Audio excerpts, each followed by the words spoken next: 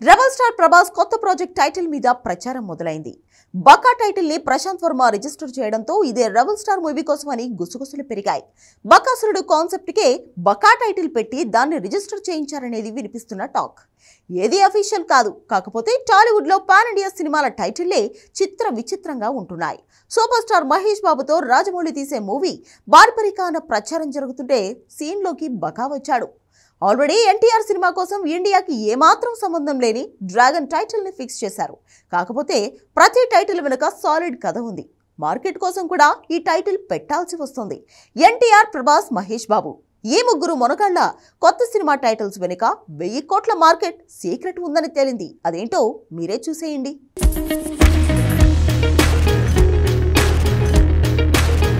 Rebel star Prabhas fauji fast schedule తర్వాత Raja Saab pending shooting పూర్తి చేసే పనిలో ఉన్నాడు.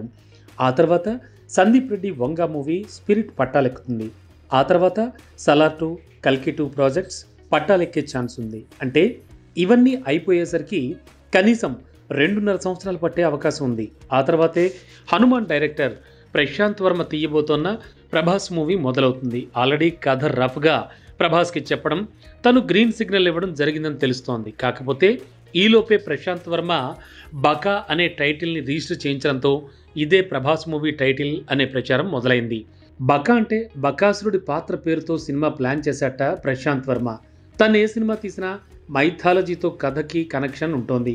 కాబట్టే బకాసురుడి కథను సినిమాగా తీయాలనుకున్న తను బకా టైటిల్ని రిజిస్టర్ చేయించాడని టాక్ పెరిగింది.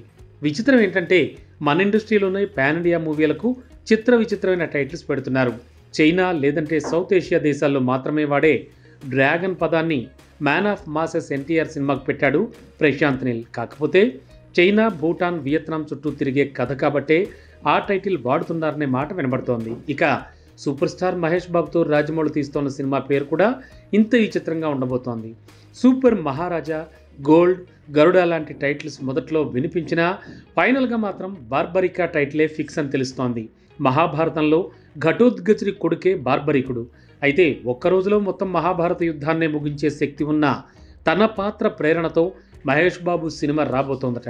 అంతేకాదు హనుమంతుడి ప్రేరణగా కూడా ఈ సినిమా ఉంటుందని తెలుస్తోంది. సో బార్బరికుడు, హనుమంతుడు ఈ ఇద్దరి ప్రేరణగానే మహేష్ బాబు పాత్ర ఉండబోతోంది. అందుకే టైటిల్ బార్బరికా అని ప్రచారం జరుగుతోంది.